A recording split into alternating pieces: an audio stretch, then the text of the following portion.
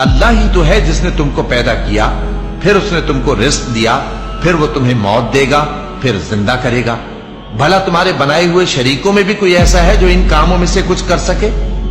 وہ پاک ہے اور اس کی شان ان کے شریکوں سے بلند ہے۔ خشکی اور تری میں لوگوں کے اعمال کے سبب فساد پھیل گیا ہے، تاکہ اللہ ان کو ان کے بعض اعمال کا مزہ چکھائے۔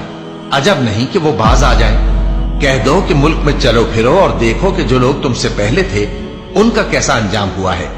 ان میں زیادہ تر مشرک ہی تھے، تو اس روز سے پہلے جو اللہ کی طرف سے آ کر رہے گا اور رک نہیں سکے گا، سیدھے دین کے رستے پر سیدھا رخ کیے چلتے رہو کہ اس روز سب لوگ منتشر ہو جائیں گے۔ جس شخص نے کفر کیا تو اس کے کفر کا ضرر اسی کو ہے، اور جس نے نیک عمل کیے تو ایسے لوگ اپنے ہی لیے آرامگاہ درست کرتے ہیں، تاکہ جو لوگ ایمان لائے اور نیک عمل کرتے رہے ان کو اللہ اپنے فضل سے بدلہ دے۔ بے شک وہ کافروں کو دوست نہیں رکھتا۔